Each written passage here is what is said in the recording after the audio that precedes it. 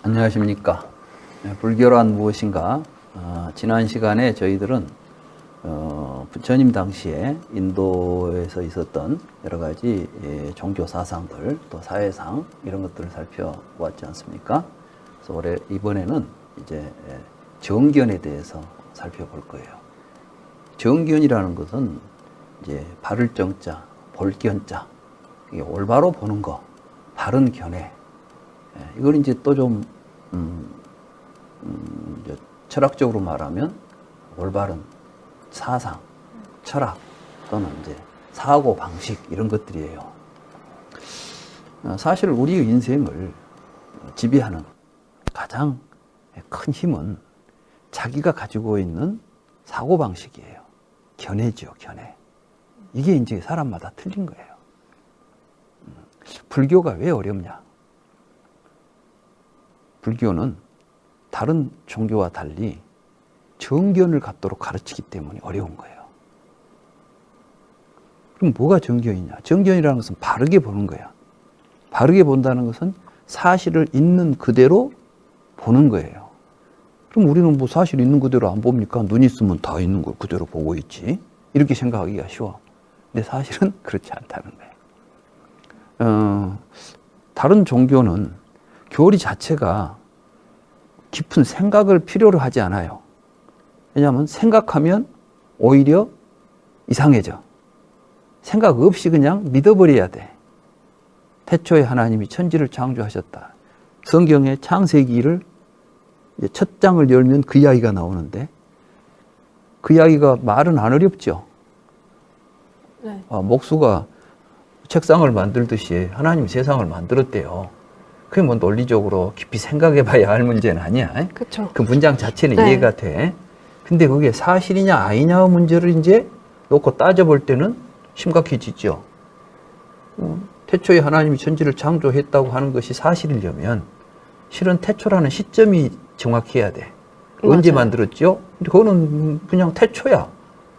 그렇죠. 그것이 뭐 1900 몇 년도도 아니고 BC 몇 년도 아니고 그냥 아무 근거도 없는 태초라는 말은 처음에 그 말이야. 의미도 없어 사실 알고 보면. 네. 하나님이 어떻게 생겼는지, 어디에 살고 있었는지, 어떤 모습을 가지고 있는지, 어떤 존재인지 전혀 없어. 이름만 있어 하나님이. 네. 세상을 창조했다. 세상이라는 것이 어디까지를 세상이라고 부르는 것인지, 뭐 은하계를 만들었다는 것인지, 지구를 만들었다는 것인지, 뭐 전혀 밑도 끝도 없이 하나님이 세상을 창조했느니라. 뭐 그리고 하늘이 있고 땅이 있으라 하니 하늘과 땅이 있게 되어서 첫날 뭐 이런 걸 만들었고 두 번째 날 뭐 만들었다. 그렇게 막 누가 금방 만들어질까? 조금만 생각해 보면은 그때부터는 의심이 막 생겨. 근데 이제 의심하면 안 돼. 이게 신앙이에요. 그러니까 이제 믿으면 그죠. 믿음의 영역이니까. 그렇지. 이제 믿어버리면 네. 그때부터는 생각할 것도 없어. 그러니까 아주 편하죠. 그냥 믿고 사는 거야, 그냥. 그러면은 편하긴 해. 근데 어두워지죠. 우리들의 지혜가. 말하자면 사실을 밝힐 힘이 없어져 버려. 그러면 누가 와서 이게 하나님의 뜻이야. 누가 말해. 근데 그거 하나님의 뜻인지 아닌지를 알 수 있어, 없어, 우리가. 모르죠. 모르지. 하나님이 와갖고 내 뜻이 그것이라고 증명해 주기 전까지는 몰라. 근데 우리는 이제 그 안에 역사를 보면 전부 내가 하나님의 선지자다. 하나님이 나한테 뭔지 알려줬다, 이게야. 네. 그럼 너희들한테 내가 하나님 뜻을 알려줄게. 그리고 누가 와서 막 한 게 이제 기독교 역사거든. 네네. 의심하기 시작하면 끝도 없이 의심이 일어날 수밖에 없는 내용들을 그냥 믿으라는 말 한마디 때문에 다 수용하고 성경의 역사가 기록되고 있어요. 그럼 과연 부처님은 그런 식으로 우리가 믿었을 때 우리 인생의 문제가 해결이 되느냐고 묻는 거야. 그래서 이제 잘못된 믿음, 이런 것들은 인간을 엄청난 고통으로 몰고 간다는 거지. 심지어는 죽음에까지 이렇게 하지 않아요. 그래서 이제 그 전에 보면 그 인민사원, 미국에서 어떤 목사가 신도들 데리고 가서 사원을 만들어서 자기들끼리 만든다고 사기꾼이었어. 그래가지고는 거기 가서 이제 미국 여러 사람들 재산을 싹 가지고 가서 거기서 우리 천국을 만든다고 하다가 안 되니까 결국은 다 집단 자살해버렸죠. 그런가 하면 헤븐스 게이트라고 그때 혜성이 나타났는데 혜성 뒤에 위에 부하가 오고 있으니까 그거 타고 가야 천국에 간다고 그거 혜성 있을 때 자살하자 그래가지고 집단 자살해버린 사람들. 우리나라에도 5대양 사건이라고 있었잖아. 네, 맞아요. 그러니까 무지, 정견이 아닌 삶은 우리를 굉장히 고통스럽게 몰고 간다는 거예요. 근데 사람들은 또 전부 종교적인 차원에서만 이제 정견이 문제되는 게 아니라 일반인들도 자기 생각을 보통 사람들은 다 바르다고 생각해버려. 자기 생각이 옳죠. 우리가 이야기하다 보면 여러분들이 뭘 보고 이야기할 때 자기 생각으로 보고 이야기하잖아. 그리고 내가 본 것이 맞다고 생각하고 있잖아요. 과연 그럴까요? 그럼 내가 지금 하고 있는 생각은 어디에서 근거하고 있을까? 우리는 태어나면서부터 우리 몸 안에 바른 생각을 하도록 뭐가 하나씩 딱 생각을 가지고 왔을까요? 우리는 이제 영혼이나 정신이 있어가지고 그 속에 그런 기능들이 있다고 생각을 했어요. 초기에 이제 서양 철학자들이. 칸트 같은 사람도 우리에게는 순수한 이성, 감성, 오성, 판단력 이런 게 있다는 거야. 그래서 그것에 의해서 세상을 보는 것이 정당하니까 그것을 정확하게 이해하자. 그래서 순수 이성 비판, 판단력 비판 이런 책들을 쓴 거야 이제. 근데 과연 칸트가 생각했던 인간이 가지고 있는 고유한 이성이 실제로 인간 속에 공통적으로 선천적으로 존재할까요? 사람마다 다 다르지 않을까요? 사실은 이제 요즘 인지과학자들, 인간이 어떻게 해서 세상을 이해하게 되는가를 과학적으로 탐구한 인지과학자들에 의하면은 사실은 우리는 경험을 통해서 인지 구조들을 형성해요. 그러니까 이제 처음에 애들이 언어를 습득하지 못하고 있을 때 애들은 태어나가지고 저하고 바깥 세계 구분도 안 돼. 네. 막 기어다니면서 아무거나 짚고 행동만 하지. 네. 그런데 이제 점점 더 커가면서 형성하죠. 그 형성이 이제 가정을 통해서 형성되고 국가를 통해서, 국가 속에서 이루어지고 사회 속에서 이루어지지 않아. 네. 그러니까 그 가정, 그 사회, 그 국가가 공유하고 있는 사고방식을 자기도 모르게 받아들여요. 그렇게 해서 성장을 해. 교육도 받죠, 이제. 네. 그러면 마치 그것이 선천적으로 가지고 있는 것처럼 우리는 생각하게 되는 거야. 네. 그리고 그것을 정당하고 올바르다고 생각해. 네. 그러니까 한국 사람들이 보면 다른 나라 사람들이 하는 사고방식이나 행동들이 문화가 되게 다르다고 우리 서로 이상하게 느껴지지. 네. 예를 들면 에스키모인들은 네. 지금은 그렇지 않지만 전통이 외부에서 남자가 오잖아요. 그러면 자기 부인하고 함께 잠자리를 하도록 하는 거예요. 아, 맞아. 들어봤어요. 그렇죠. 네. 우리가 생각할 때는 천인 공노할 일이지. 그렇죠, 맞아. 응? 우리 세상에 자기 자기 여자를 부인을 갖다가 다른 남자가 억지로 강제로 헐라고 해도 막아야 될 판에 자진해서 부인을 우리가 끔찍하잖아, 우리에게는. 근데 네. 에스키모인들에게는 그게 정우 보존을 위해서 필요하다는 거야.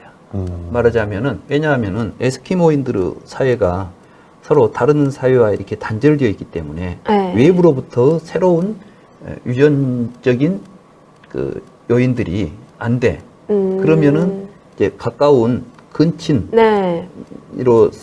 이루어진 관계는 이제 그 유전병. 유전병 이런 것들에 네. 취약해가지고 네. 멸종해 간대요. 그래서 되도록이면은 먼 곳, 이게 혼사를 옛날부터 먼 데에 서라고 그래. 그래서 서로 다른, 그게 이제 인류가 살아남고 존속하기 위해서는 지혜로운 거야, 그게. 그러니까 사실 우리가 갖고 있는 도덕 개념은 사회에서 형성되지만 도덕의 원천이라고 할 수 있는 것은 인류 생존이라고 볼 수 있지 않겠어? 그렇죠. 그렇죠. 그렇죠? 인간이 어떻게 하면 좀 더 번성하고 오래 생존할 수 있을까가 기본이 돼가지고 문화가 만들어진다고. 그러니까 에스키모들이 자기 종족이 번성하려면은 그런 방법이 좋다고 생각해서 그걸 받아들여 버리면은 당연하게 생각해 버리면은 문제가 안 되겠죠. 네. 그죠, 그죠. 네. 아니, 외부에서 온 남자하고 자기 부인이 잤다고 해가지고 막 정조가 더럽혀졌다 이렇게 생각하겠어? 그보다는 새로운 유전자. 그렇지, 유전자를 받아서 더 좋은 아들을 내가 얻게 되겠구나 하고 기쁘게 받아들일 수 있잖아. 그러니까 이제 우리가 어떠한 사건, 사실들이 내가 가지고 있는 생각에 의해서 우리 감정이나 우리 행동을 결정한다는 거야. 무슨 이야기인지 알겠죠? 네. 네. 네. 네. 그러면 옛날 조선시대 때는 그 남자하고 이렇게 얼굴만 마주쳐도 그 남자한테 소문만 잡혀도 그리 시집가야지 그걸 안 하면 안 된다는 생각을 하고 살았어. 지금 생각해 보면 그걸 여러분들이 그걸 보고 정당하다고 생각해 참 이건 말도 안 되는 일이라고 생각해. 말도 안 된다고, 말도 안 된다고. 생각하죠. 말도 안 되지. 네. 무슨 세상에 그런 일이 이렇게 말하잖아요. 네. 그게 그죠. 사실이었어. 그때는 그 당시 사람들이 볼 때는 너무나 당연하고 올바른 일이었다. 이거야. 아, 손만 잡아도 시집 가는 게. 이제 그냥 이게 남녀 칠세 부동석이야. 이제 과장해서 그런 이야기지. 그게 말하자면 외간 남자하고 신체적인 접촉하는 것 자체가 말하자면 바깥에 얼굴 내밀고 돌아다니는 것 자체가 부끄럽게 여겨질 정도로 교수들은 그냥 방 안에 앉아서 살림 배우다가 시집 가서 살고 이런 식으로 생각했던 사고방식 속에서는 그것이 어려서부터 그 사회 속에서 그런 사고방식이 굳어져 있으면 어쩔 수 없는 거라고 말이죠. 근데 이제 정견의 중요성을 이야기하면 한도 끝도 없어. 세상의 모든 게 다 사실은 우리들이 가지고 있는 견해, 그것이 우리의 삶을 결정하고 지배한다. 이건 너무나 당연한 사실이에요. 네. 그렇기 때문에 우리는 올바른 삶을 살기 위해서 내가 가지고 있는 생각이 과연 정당하고 올바른 것인가에 대한 반성을 해야 되죠. 네. 해봤어요. 지금까지 내가 가지고 있는 생각이 제대로 됐을까? 어떻게 해서 내 생각이 형성됐을까? 이렇게 한번 문제 삼아본 적 있어요? 저는 어렸을 때 한창 요새 페미니즘이 유행하기 전에 언제 한번 아빠한테 대들었다가 아빠가 너 그거 잘못된 생각이다. 너가 여자라고 뭐 어쩌고저쩌고 나한테 그렇게 얘기를 하는 거는 네가 다시 생각해봐야 될 문제다. 이렇게 아빠가 따끔하게 얘기하셔가지고 그때는 되게 막 짜증나고 화나고 이랬는데 다시 생각을 해보니까 이건 좀 내가 잘못 생각을 했었던 문제일 수도 있겠구나 라는 생각이 들면서 그 이후로 이제 페미니즘이 막 뭐라 해야 되냐 문제시 되면서 사회 문제시 되면서 그 사람들도 다시 생각해봐야 될 문제가 아닐까라고 생각하게끔 된 것 같아요. 중간의 입장에서 볼 수 있게 된 것 같아요. 저는. 그렇죠. 우리는 자기가 스스로 자기 문제, 자기 검증을 잘 안 해. 뭔가 이제 문제가 발생했을 때, 네. 또 누가 지적을 할 때, 근데 사실은 그 지적조차도 그 사람의 관점에서 하고 있는 거예요. 아버지가 했다면 아버지의 관점에서 하고 있는 이야기라고. 네네. 그러니까 그럼 아버지의 관점은 과연 또 어떻게 형성됐을까? 과연 그건 정당할까? 이건 이제 뭐냐면 보편성의 문제예요. 우리는 붙다가 지금 정견으로 이야기하고자 하는 것은 어떤 사회에서 형성되어 있는 아주 보편화된 견해, 철학, 사상이 아니라 시대와 역사, 이제 지역을 떠나서 언제든지 인간으로서 가장 근본적인 그 진실에 대한 관점을 이제 가져야 되겠다. 그러니까 보편성을 갖죠. 당시 인도 사회에서 형성된 인간관이 아니라 세계관이나 이런 정견이 아니라 네. 시대와 역사를 지역을 초월해서 정당성을 갖고 있는 정견을 붙다는 찾았던 거예요. 그런 문제들이 여기서 이제 등장하죠. 지금 그러니까 어려워요. 왜냐하면 불교가 어려운 대목이 여기서 가장 어려워 이것이. 그렇다고 들었습니다. 그래서 사실 이 시간이 좀 시간이 많이 걸리더라도 많은 이야기를 우리가 나눠야 돼요. 네. 그러면 저는 하나 궁금했던 게 그러면 이 정견이라는 게 뭐라 해야 되지? 어떤 하나의 견해만 있는 건가요? 그러니까 굵은 하나의 견해가 정견이라고 말을 할 수 있는 건가요? 아니면은 왜냐면은 다 모든 사람들이 정견을 깨우쳐야 되고 정견을 가져야 된다라고 말씀을 하시는데 그럼 모든 사람들이 같은 견해를 갖게 된다는 거잖아요.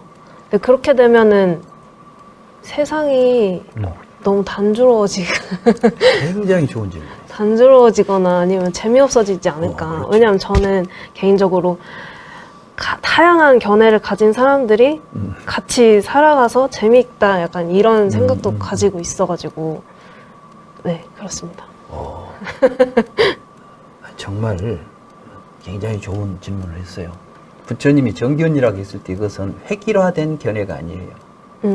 획일화된 견해가 아니라 다양한 견해들이 나타날 수 있는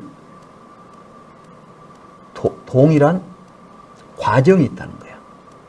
쉽게 말하면 부처님 우리는 이제 정견을 따질 때 이것이냐 저것이냐를 놓고 무엇이 옳냐 이렇게 묻죠. 네. 자, 신은 있어 없어? 이렇게 이제 질문 던진 다음에 신이 있다는 것이 정견이냐 없다는 것이 정견이냐 이렇게 이제 우리한테 물으면 신은 있다고 하는 사람은 있다는 대로 가고 없다는 대로 없다는 사람은 가지 않아. 네네. 그러면 없다는 건 틀렸으니까 있다는 대로 와. 그러면 없다는 것을 무시해버리죠. 네. 그러면 이제 그때 있다는 걸 고집하면 제거해버리지. 이게 이제 종교적인 탄압이고 이제 폭력이에요. 그렇죠? 네. 부처님은 그런 식으로 획일화를 이야기한 게 아니라 네. 신이 있다고 주장하는 사람들은 왜 신이 있다고 주장하고 있을까? 없다는 사람들은 왜 없다고 주장할 수 있을까? 근데 신이 있다고 주장하는 사람이나 없다고 주장하는 사람이나 네. 다 같이 정견이 없기 때문에 나타난 거야, 이게. 이제 좀 의심이 이제 어려워지지 더. 네. 정견이 없기 때문에 나타난다, 그 이야기를 하는 거야. 그럼 정견이 뭐냐 또 이제 이 문제가 다시 대두되죠. 네. 지금 부처님께서 침묵한 문제가 있어요. 무기라고. 지금 첫 출발이 내가 부처님은 왜 침묵했는가 이렇게 정견 앞에 제일 먼저 부처님은 왜 침묵했는가 이야기하잖아요. 바로 이제 이 문제에 대한 답이에요. 그래서 부처님은 이렇게 획일적인 답을 요구하는 질문에 대해서 대답을 안 했어. 예를 들면 이런 거지. 세계는 영원합니까? 영원하지 않습니까? 또는 세계는 끝이 있습니까? 없습니까? 우리 생각에 세계가 영원하든지 영원하지 않든지 둘 중에 하나겠지. 네. 정견이라면은 근데 영원한데 영원하지 않다고 생각하고 살면 안 되고 또 영원하지 않은데 영원하다고 살아도 안 되겠죠. 부처님한테 물은 거야. 네. 세계는 영원합니까? 영원하지 않습니까? 나는 그런 문제는 대답 안 해. 이게 이제 대답 안 한다는 말이 무기란 뜻이에요. 기라는 것은 어떤 모순 대립된 선택적 질문에 대해서 답을 내리지 않는 걸 무기라고 그러는 거예요. 네. 그러니까 이제 우리가 이 진리라고 하면 제일 먼저 세계를 가지고 세계란 무엇인가 하는 문제를 던지잖아요. 우리는 이렇게 생각해요. 세계가 있어요, 없어요? 세계예요? 세계. 있죠. 그렇지, 있지. 내가 세계에 태어나지 않아. 네. 우리 이제 기본적 생각은 이래. 이 세계는 내가 태어나기 전부터 있어요? 태어나서 존재했어요? 처음부터 있어 왔죠. 그렇죠. 네. 그러니까 우리가 내가 태어났다는 말 자체가 뭐냐 하면은 세계에 태어나기 전에 나는 세계 속에 있었어, 없었어? 없었어요. 없었어요. 없었지. 네. 근데 어느 날 내가 세계 속에 출현하게 된 거야. 네. 이게 이제 우리가 말하는 태어남이에요. 네. 죽으면 또 사라져. 네. 세계 속에서. 그러니까 세계라는 것은 내가 태어나기 전부터 있었고 태어난 후에도 있는 네. 그 어떤 거예요. 네. 근데 세계가 정확하니 무엇인지는 사실은 또 잘 몰라. 우리는 다만 세계가 그렇게 있다고 상상하고 있고 네. 그 세계에 내가 태어나서 죽는다는 생각을 하는 거죠.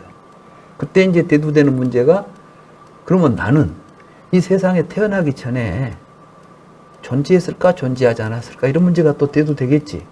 네. 나는 전혀 없던 내가 세상에 뜬금없이 태어나게 됐을까? 아니면 딴 세상에 있다가 이 세상으로 왔을까?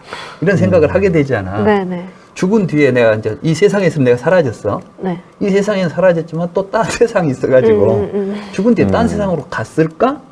안 갔을까? 또 이런 문제들이 대두되지요. 네네. 궁금하지 않아? 네. 이 종교가 이제 이런 문제에 답을 줘요. 맞아요. 그렇죠? 왜냐하면 이제 기독교에서는 네. 어떻게 하냐면 세상에 내가 태어난 것은 하나님이 태어나도록 해줬어. 근데 어디가 있었는지는 몰라. 이제 여기는 그건 답 안 해. 맞아요, 맞아요. 그냥 하나님에 의해서 하나님 은총으로 태어난 거야, 내가. 죽은 뒤에는 그런데 하나님이 있는 곳으로 갈 수도 있고 하나님이 없는 고통스러운 지옥으로 갈 수도 있어. 두 개의 선택지를 놓고 믿는 자는 천국에 갈 것이고 내 옆으로 오고 안 믿는 자는 나 없는 지옥에 빠질 것이다. 이렇게 이제 가르쳐 놨어. 네. 그러니까 이거는 세계는 있지요. 네. 거기에 뭐 나도 태어나서 죽는 내가 있죠. 네. 근데 이제 이 질문을 우리는 기본적으로 나도 있고 세계도 있어요. 내가 세상에 태어나서 죽는다는 것도 우리는 의심할 여지 없는 사실이에요. 네. 이걸 우리가 그냥 그대로 그렇게 보고 있는 것이 우리들이 가지고 있는 견해야. 견해. 네. 근데 이 견해들이 이제 서로 충돌할 수가 있어. 이 세계에 대해서. 그럼 이 세계를 신이 만들었을까요? 물질로 구성되었을까요?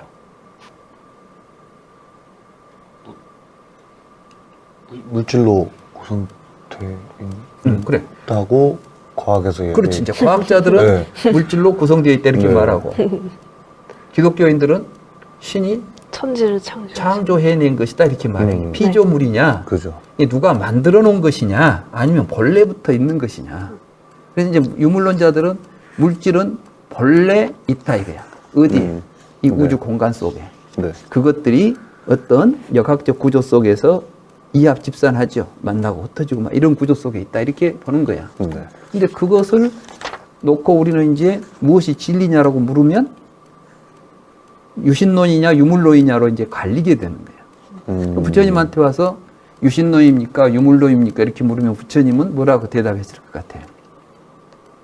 침묵했다. 그때 침묵했다. 침묵이죠. 왜 침묵했을까? 모르니까. 많은 사람들이 네. 사실은 이제 불교 학자들도 그렇고 지금까지 이 부처님의 침묵에 대해서 많은 학자들이 자기 생각으로 해석해 버린 거야. 그래가지고 부처님은 이런 복잡한 문제는 취급을 안 했다는 거예요, 그냥. 관심이 없었다는 거지. 근데 내가 불경을 읽어보니까 부처님이 관심이 없었던 게 아니라 이 질문 자체가 굉장히 잘못된 사견인 거야. 그러니까 이걸 버려야 돼.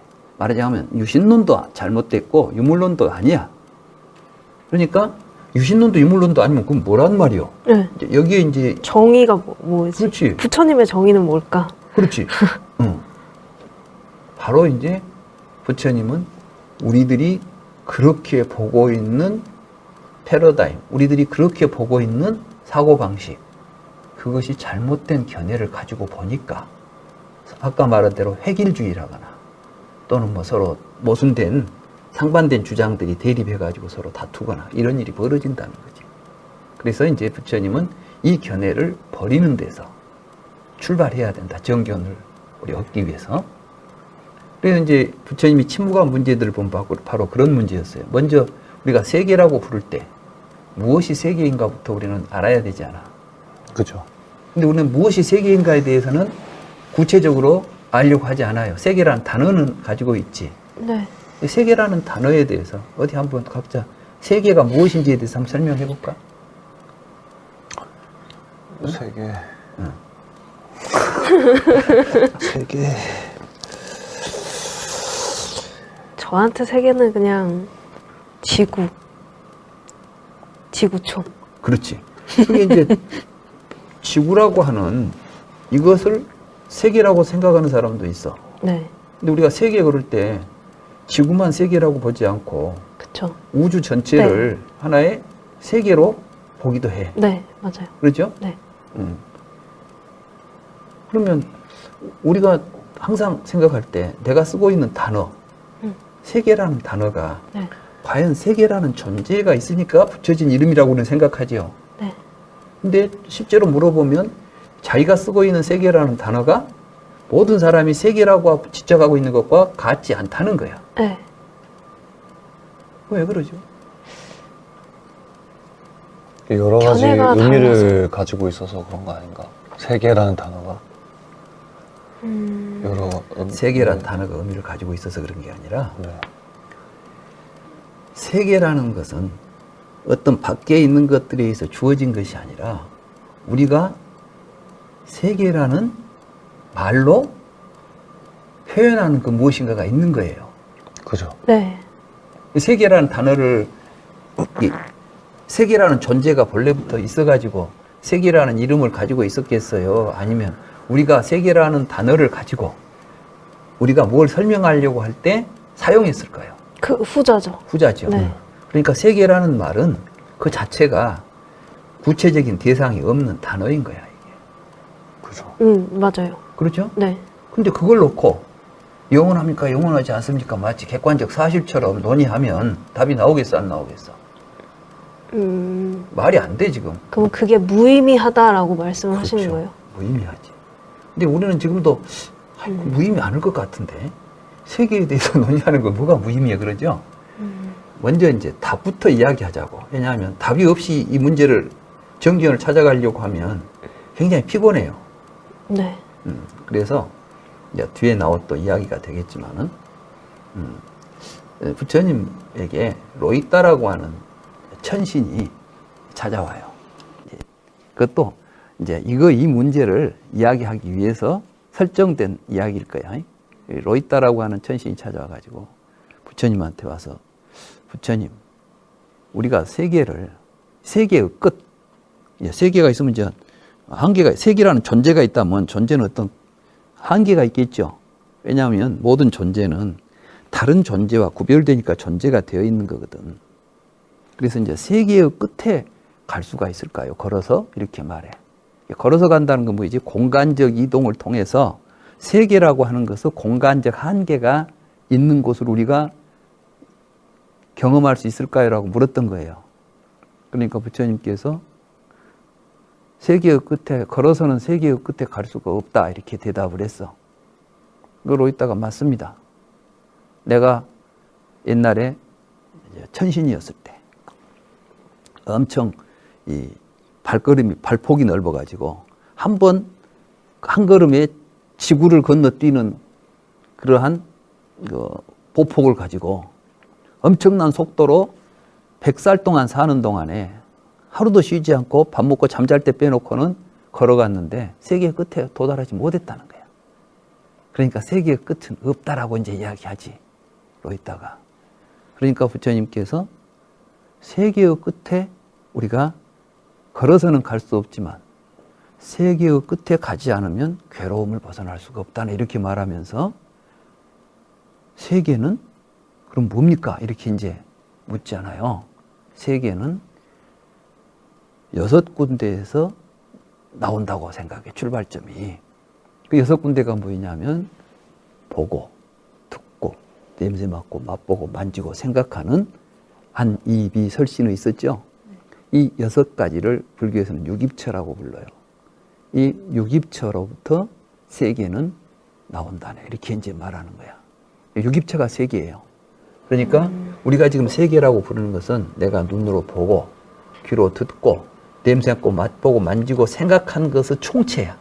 이게 밖에 있는 것이 아니라 실제로 여기에 지금 옛날에는 미생물이라는 개념이 없었죠. 요즘 우리가 코로나 때문에 굉장히 고통을 겪고 있죠. 네. 코로나는 분명히 존재하지요, 있죠. 네. 우리는 지금 코로나를 뭐 검사도 해가지고 하고 막 하지 않아. 바이러스 모양도 우리가 지금 보면 네. 뭐 왕관같이 생겼다 해서 코로나잖아, 그게. 네. 근데 우리는 왜 코로나가 있다고 말하죠? 보이니까. 그렇지. 봤으니까 코로나 내 눈에 우리가 확인했으니까 있다고 말했던 거예요. 네. 근데 옛날에 그걸 못 봤던 사람들은 코로나가 있다고 했겠어, 없다고 했겠어? 그들의 세계 속에 코로나는 존재해요, 존재하지 않아요? 존재하지 않죠. 존재하지 않죠. 병이 존재하지. 뭐 병이 있긴 한데 네. 뭐인지도 몰라. 그러면 이제 그때 어떻게 해석하냐? 하늘이 노여워가지고 우리에게 지금 벌을 주고 있으니까 이럴 때는 뭐 해야 돼? 기도를 해야지. 기도 갖고 안 통하면 어떻게 해야 돼? 재물을 바쳐. 그렇지. 뭔가 지금 못된 놈이 있기 때문에 하나님이 벌을 주니까 그 놈을 잡아다가 하나님 앞에 바쳐야지. 그렇게 해서 이제 희생이라는 개념이 나왔고 그런 식으로 해결을 하려고 했던 거야. 그러니까 세계라는 것은 우리가 지금 세계라고 부르지만 그럼 우리가 지금 있는 세계를 다 볼 수 있어요? 지금 우리의 인지 능력, 우리의 한계에서 우리에게 보여진 것만이 세계지. 그러하는 건 세계가 아니야. 그러니까 우리는 세계를 이야기할 때 세계라는 단어가 구체적으로 어떤 의미를 지니고 있는지도 모른 채 쓰니까 그 세계가 있냐 없냐를 묻고 있는데 지금 우리처럼 이제는 세계는 뭐냐 그러니까 보고 듣고 냄새 맡고 맛보고 만져서 우리에게 지각된 것들을 우리는 세계라고 부르는군요라고 물은다면 네. 그 세계에 대해서 그것이 공간적으로 영원하냐 시간적으로 영원하냐 이런 문제를 제기하겠어 안 하겠어? 안 하죠. 시간과 공간 속에 세계가 있다고 할 때, 전제했을 때, 그 세계는 시간적으로 한정을 받느냐, 안 받느냐, 공간적으로 한정을 받느냐, 안 받느냐라고 우리가 물을 수 있지만, 네. 세계라고 우리가 부르는, 우리가 세계라는 단어를 통해서 부르고 있는 세계가 네. 우리들의 인지, 네. 한 내용, 내가 보고 듣고 냄새 맡은 내용을 가지고 이야기했다면, 네. 세계에 대한 질문을 밖에 시간과 공간 속에서 물어야 되겠어요? 아니면 나는 세상을 어떻게 볼 때 어떤 구조 속에서 내가 세계라고 부르는 것이 나타나는가에 대해서 관심을 가져야 되겠어요? 나로부터. 그렇지. 그러니까 이제 세계에 대한 질문을 신이 만들었냐, 물질로 만들어졌냐 이렇게 묻는 게 중요하겠어? 아니면은 내가 물질이라고 부르는 것은 무엇을 우리가 물질이라고 부를까? 내가 신이라고 부르는 것은 무엇이었을까? 이런 것들을 우리 의식 속에서 네. 그렇게 이름 부르는 구조를 찾아내는 게 중요하겠죠. 네.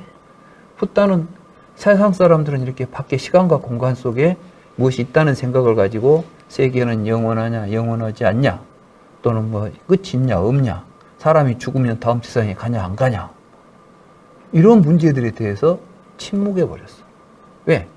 말도 안 되는 지금 세계에 대해서도 모르고 나에 대해서도 모르는 거야. 그럼 내가 나라고 부르는 건 또 뭘까?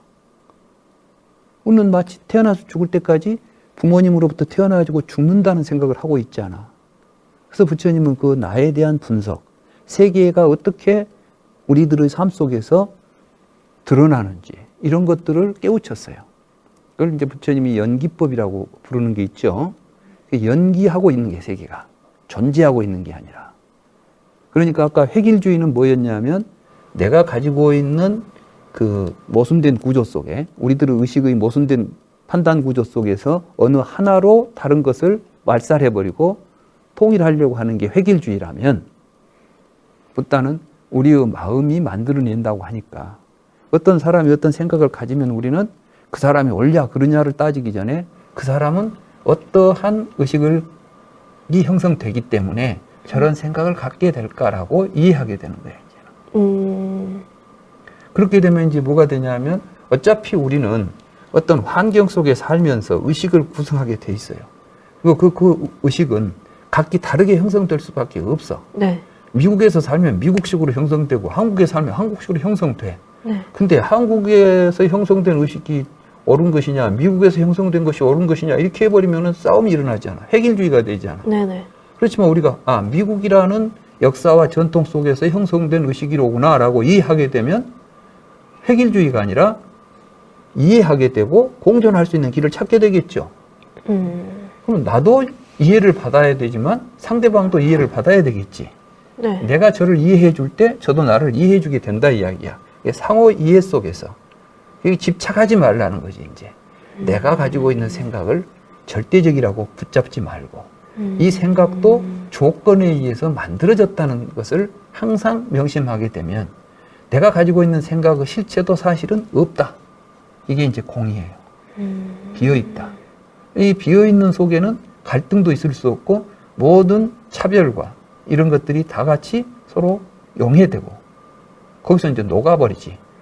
그러니까 우리가 미국 사람하고 한국 사람하고 만나가지고도 미국 사람의 어떤 행동에 대해서 너는 잘못됐어.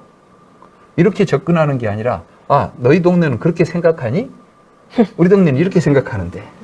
그거 재밌네. 그럴 수도 있겠지.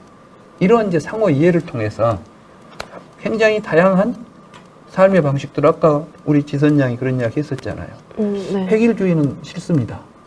다양성이야말로 우리 인간이 살아가는 데 있어서 훨씬 더 풍요로운 세상을 가져다 줄 것입니다. 맞습니다. 그 다양성을 담보할 수 있는 게 정견이라 이야기야.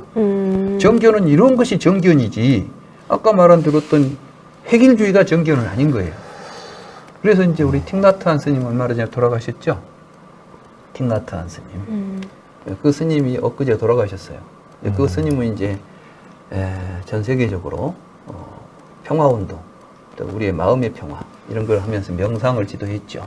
근데 그분은 스님이지만 명상센터에 사람들이 오게 되면 기독교인들은 예수를 모시고 십자가를 가지고 와서도 하고 코란을 가지고 와서 읽으면서도 명상할 수 있다.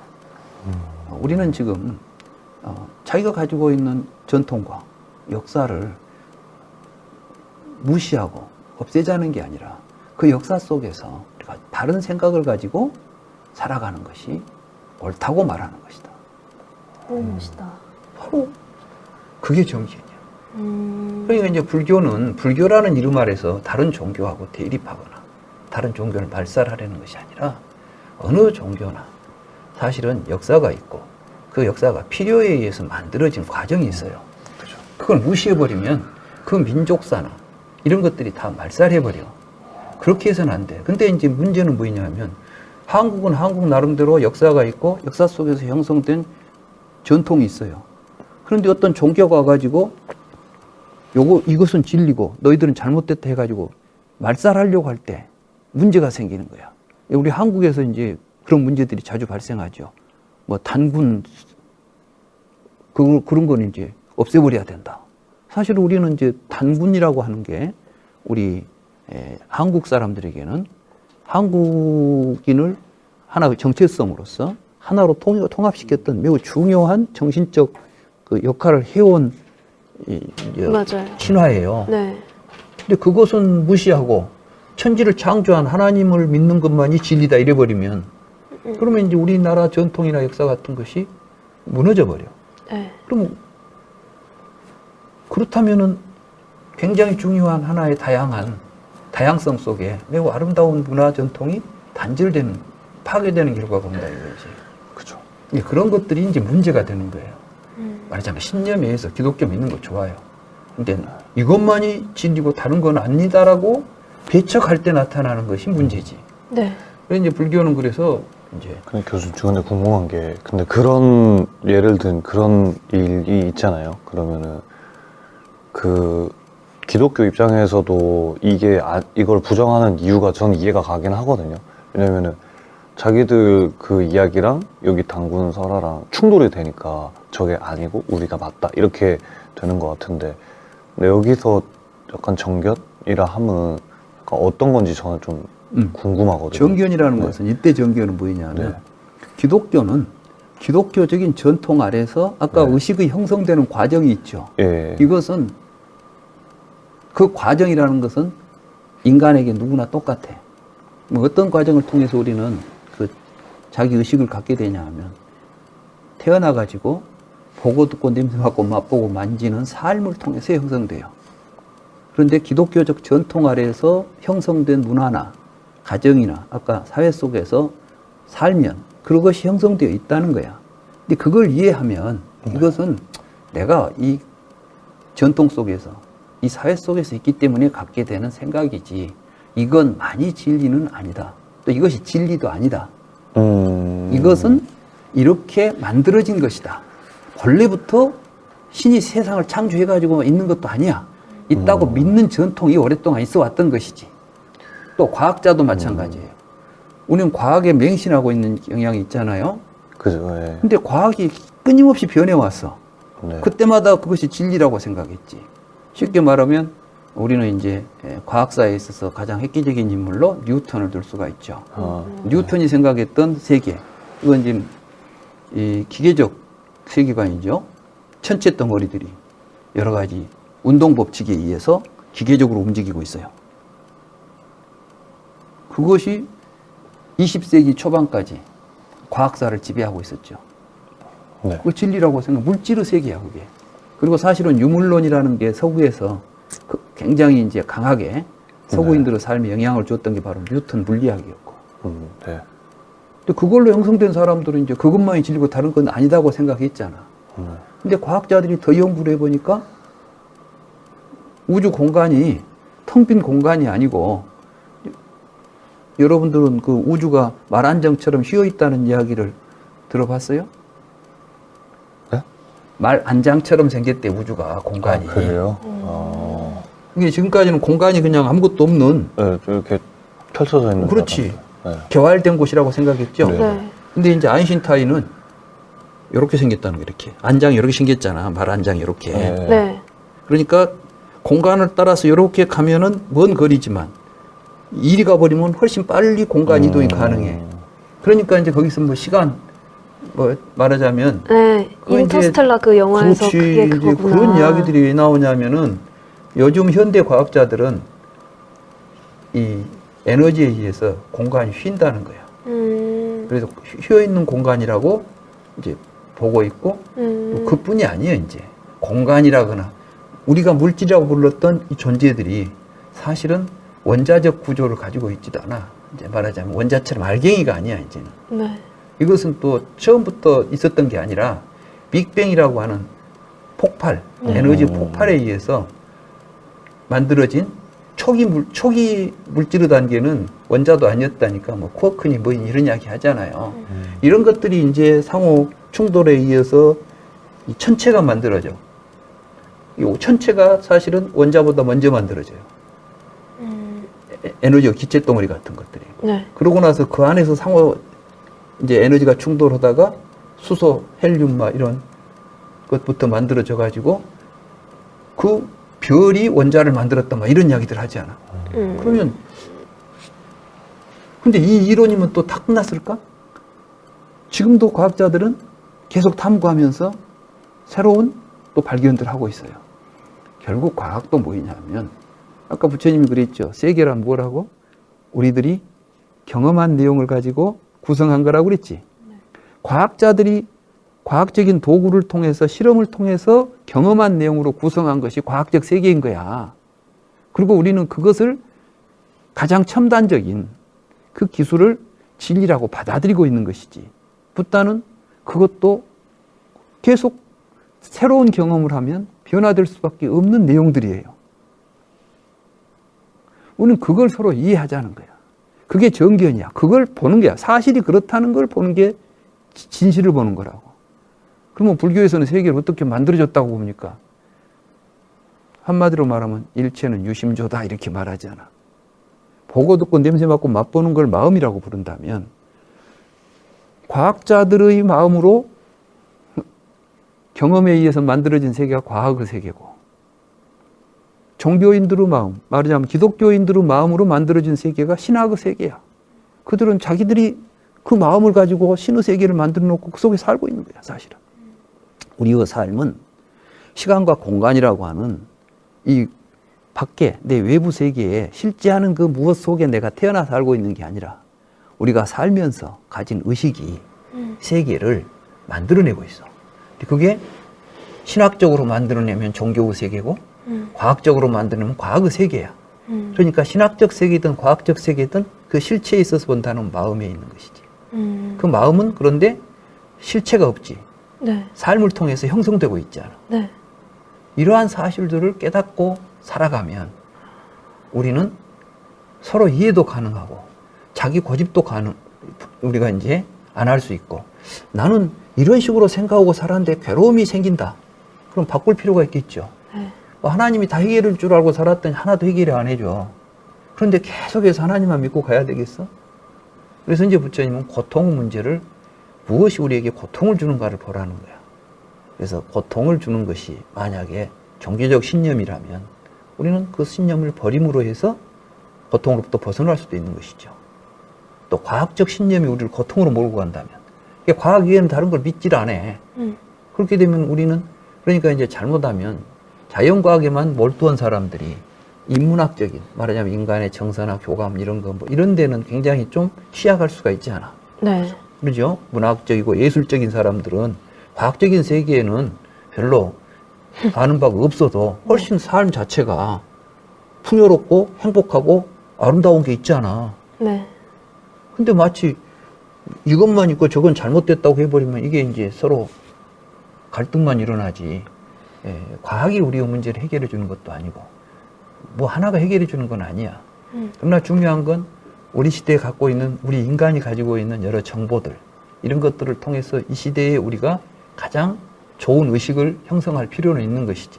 그리고 그 의식이 어떻게 형성되는지는 이제 불교가 그걸 설명하고 보여주고 있는 거예요.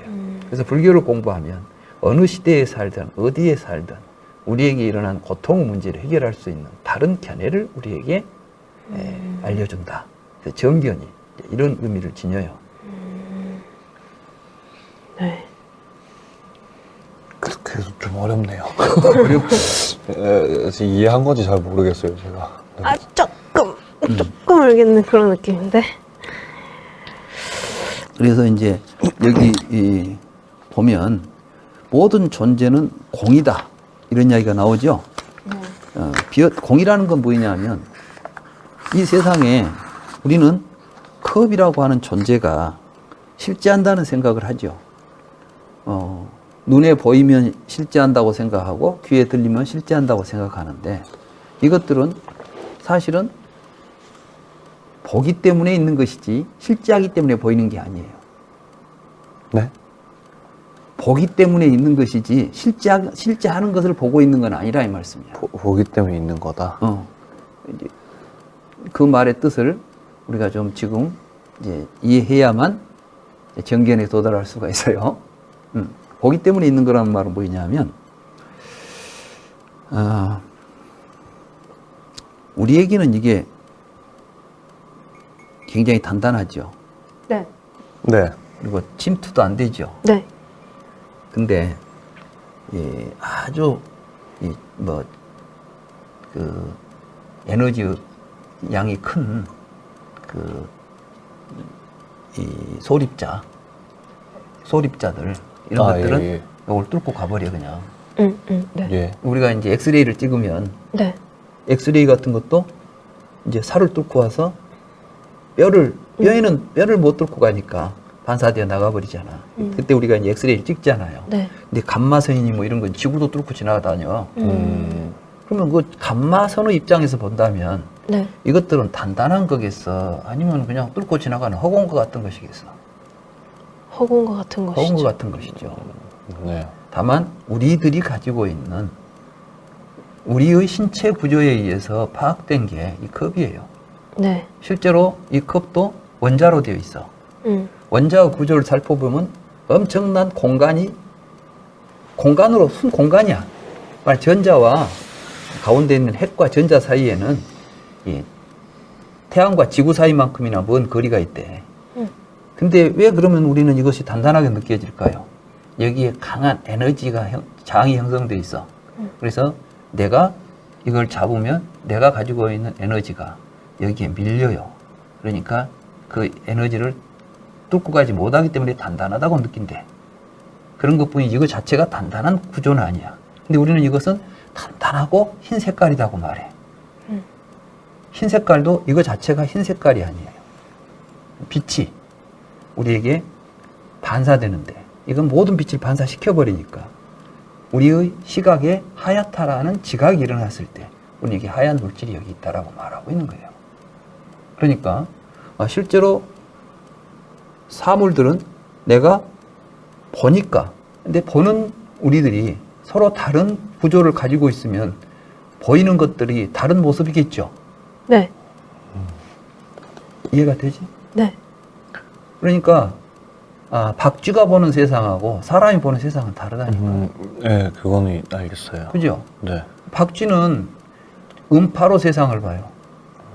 우리는 빛이라고 하는 광파로 우리가 세상을 본다면, 그러니까 빛의 파장이 반사되는 내용을 우리가 받아들여 가지고 뇌에서 어떤 형상을 만들면 그 형상이 밖에 있다라고 말하는 거야.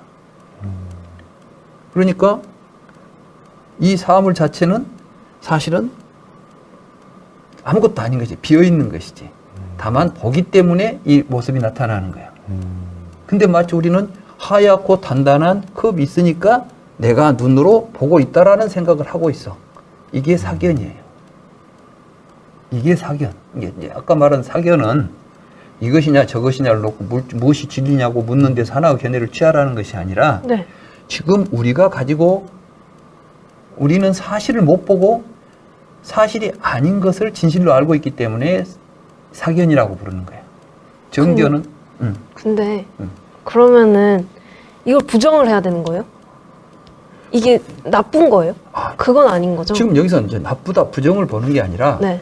사실이 그렇다는 것을 알아야 돼. 다시 말해서 네. 이게 단단하고 이게 없다는 이야기를 하자는 게 아니야. 네. 이것은 나라고 하는 신체 구조를 통해서 나타나서 있다는 이야기를 하려고 하는 이야기지. 네. 근데 내가 생각하는 식으로 있지 않다는 것이죠. 우리는 마치 이것이 내가 보기 전부터, 만지기 전부터 네. 하얗고 단단한 것이야, 그냥. 이렇게 말해버리잖아. 네. 근데 하얗고 단단한 것은 내가 봤을 때 하얗고 내가 만졌을 때 단단했던 것이란 이야기지. 그렇게 있는 거야. 네. 그러니까 이제 여기서는 있냐 없냐 이런 이야기를 하는 게 아니라, 내가 실제한다고 했던 것은 실제하지 않는다는 이야기를 하는 거예요.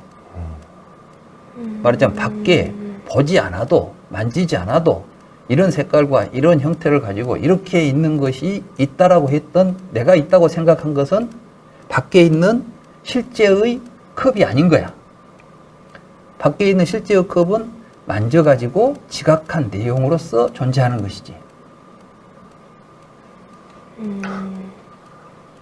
저 약간 이해한 것 같거든요. 근데 저는 이제 좀 궁금한 게, 그러면 보통 사람이 인지하면서 사는 세상이랑 좀 다른 것 같다는 생각이 저는 좀 드는데, 보편적으로 사람들이 생각하는 삶이랑 좀 뭔가 좀 다른 느낌인 것 같은데, 이게 저는 약간 이해되는 것 같기도 하고 아닐 수도 있지만, 근데 만약에 이거를 완전히 깨우친 사람이다. 붙다가 깨우쳤죠. 그죠. 그렇지. 말하자면 그죠. 그래서 있나? 예, 싶었어요. 그걸 방금 네. 좋은 이야기를 했어. 부다님이 깨우치신 거잖아요. 그렇죠. 그죠? 깨달았다는 이야기 했잖아. 네. 맞네요. 그러한 사실을 알게 된 걸 깨달음이라고 그래. 이게 지금까지는 모르고 있었잖아. 네. 이게 완전 자기 삶에 완전 적용이 돼가지고 이게 뭔가 뭐랄까. 쫙. 이제 그래서 그죠? 이제 아까 세계는 유깁처에서 나온다고 그랬잖아. 네. 바로 보고 듣고 냄새 맡고 맛보고 만지어서 네. 우리는 그걸 세계라고 부르고 있는 거예요. 네. 우리가 그런데 만약에 우리에게 시각이 없다면, 눈이 없다면, 네. 볼 수가 없다면 네. 세상에는 빛이 없겠죠. 네. 지렁이 있잖아요. 지렁이. 네. 지렁이는 땅 속에서만 다니니까 눈이 없잖아. 네. 지렁이에게는 세상에 빨간색, 파란색 그런 게 있겠어, 없겠어? 없죠. 없죠. 네. 그럼 지렁이는 우리가 못 느끼는 지각 구조가 있어요. 근데 그걸로 느끼는 것이 지렁이의 세계에는 있겠어, 없겠어? 지렁이는 네. 우리와는 전혀 다른 지각을 한다고. 네. 우리가 지각할 수 없는 걸 지각해. 그러면 지렁이에게는 있는 게 있죠. 그건 지렁이에게는 그들이 세계가 있죠. 네. 그렇지만 우리에게는 지렁이가 보고 있는 것이 있어, 없어? 없죠. 없잖아. 네. 지렁이의 세계는. 네. 내가 어느 연구 결과를 봤는데, 어떤 이제 과학자가 연구를 했는데, 지렁이가 아니라 이제 지렁이 같이 생긴 네. 그 동물, 어떤 것은 빛을 통해서 맛을 느낀대. 그러니까 이제 빨간 빛을 주면 뭐 단맛을 느끼거나, 뭐 하얀 빛을 하면은 뭐 신맛을 느끼거나 이런 식으로 해서 빛의 파장이 이 얘들은 이제 피부에 닿을 거 아니야. 네. TV에 닿았을 때 그들은 그것을 맛으로 느끼는 것 같다. 그러면 그들이 느끼는 피치 맛은 우리가 먹는 음식의 맛과 같겠어? 전혀 다른 맛이 있지요, 세상이. 그렇겠죠. 우리는 지금 빛을 통해서 색을 보지 않아. 그러니까 색이 있다고 말하잖아요. 그런데 아마 지렁이는 햇빛을 쬐면서 아, 맛있다 그럴 거 아니야. 응? 이제 그런 것처럼. 그래서 이제 붓다는 지금 우리가 실제한다고 생각하는 그것들은 사실은 비어있는 상태인데 연기라는 것은 어떤 조건이 있으면 나타나요. 그러니까 지렁이라는 생명이 지렁이의 마음이 있으면 지렁이의 세계가 연기해. 사람이 있으면 사람의 세계가 연기하고. 그러니까 우리는 하나의 세계 속에 갇혀있는 존재들이 아니라 삶을 통해서 세상을 만들고 있는 거예요. 근데 이제 삶을 통해 세상을 만든다는 것은 무엇이냐 하면, 여러분들이 말하는 세계도, 여러분들이 이 세상이 참 괴롭다, 현대는 참 문제가 많다, 이렇게 생각하지 않아요. 여러분들이 그렇게 생각하면 세상은 그렇게 존재하는 거예요. 근데 이 세계를 여러분들이 다른 시각으로 보고 접근하면 다른 세계가 열려요. 이 세계는 어쩔 수 없어. 나는 어쩔 수 없이 이 세계 속에서 살다가 가야 돼. 이렇게 생각해 버리면은 나를 억누르는 억압이죠. 근데 이 세계는 우리가 만들어내서, 이런 세계는 우리가 만들어내서 냈기 때문에 이런 세상이 있는 거야. 우리가 이 세상을 새롭게 다르게 만들어낼 수 있어. 왜? 고정되어 있는 게 아니라 우리의 마음으로 세상을 만드니까. 그러니까 이 세상이 마음에 안 들면 내가 마음에 드는 세상으로 만들 생각을 해야 되겠죠. 그렇게 하면 세상은 변화가 오는 거야. 실제로 세상은 변해왔지 않아. 알든 모르든 간에 세계는 인류의 삶에 의해서, 의식에 의해서 변해왔어. 말하자면 중세 1000년 동안은 신이 세상을 창조했다고 믿고 있으니까 아무 생각 없이 그냥 하느님한테 기도만 하고 살았죠.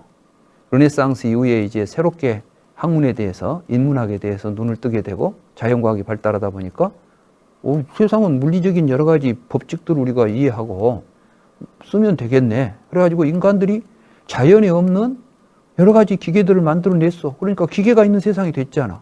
이 세상 자체가 기계가 처음부터 있었어요. 인간의 의식이 기계를 창조했어요.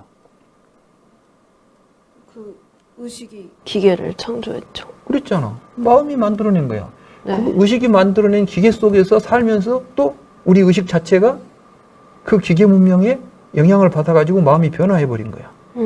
그러니까 세계와 나는 서로 주고받는 상호관계 속에 있지. 네. 말하자면 내가 세계를 만들면 만든 세계 속에서 난 또 살아야 돼. 네. 이런 구조를 우리가 이해하자는 거예요. 세계 자체가 뭐 공간적으로 있냐 없냐, 영원하냐 영원하지 않냐, 내가 죽으면 어디로 가냐. 그러니까 아무 쓸데없는 질문이고 그건 사실과는 전혀 동떨어진 질문들이야. 진실도 아니고. 네. 그 중에는 그것도 답이 없어. 근데 우리는 그것 중에 하나의 답을 요구한다 얘기지, 이제. 많은 사상들이 쓸데없는 헛생각을 만들어 놓고 진리다고 고집하면서 다른 사람을 억압하는 구조가 있다 이거야. 아까 말한 우리 지선양 이야기했던 그 획일적인 사고는 바로 그런 데서 나와. 말하자면 나치즘이니 뭐 이런 것도 이제 뭐 아리안이 대제국을 만들어야 된다. 왜 아리안이 최고야?